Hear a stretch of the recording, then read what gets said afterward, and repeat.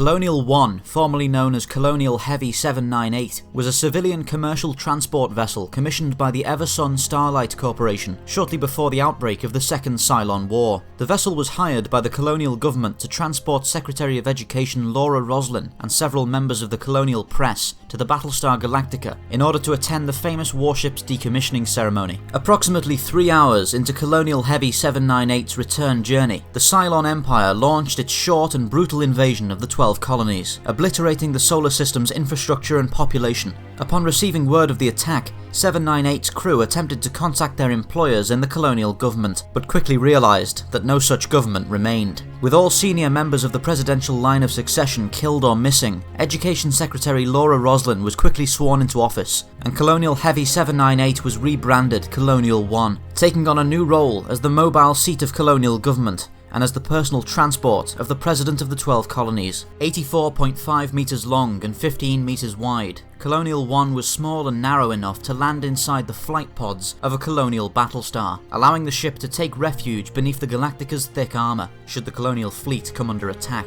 Though small in size, the vessel's internal space was highly optimised, allowing the craft to carry a standard complement of 100 to 150 and up to 500 passengers under emergency conditions. The ship was also equipped with a docking circlet compatible with colonial shuttles, 4 large cargo bays which could be easily converted to accommodate passengers, and a single launch bay large enough to accommodate 1 Colonial Viper or Raptor. Being a civilian design, Colonial One carries no defences or armouring to speak of, and as a result, the ship is placed under constant escort by at least 2 Colonial Vipers. These fighters serve in a mostly ceremonial capacity, however, as during a genuine combat situation, protocol dictates that Colonial One be the first vessel to engage its FTL drive and withdraw to a safer position, ensuring the safety of the President and her staff. The ship received a small refit following the destruction of the 12 colonies, including a reduction of its normal passenger capacity in order to accommodate offices, cabins and administrative facilities for government personnel. The ship also received a small complement of guards, separate from standard colonial marine corps, who were tasked with the defence of the craft and the President in the event of a hostile boarding action. The vessel's exterior was also repainted to signify its new position, including the addition of a large presidential seal to the ship's bow. Though the ship was ultimately scuttled along with the rest of the colonial fleet, Colonial One survived the entire journey from Caprica to Earth, outliving a great many civilian ships lost to Cylon attack and natural hazards. Across the course of the voyage, the vessel adapted flawlessly to its new and critical role, providing the President of the colonies with a secure platform from which to govern and monitor the colonial fleet as it carried the survivors of the human race to their new home.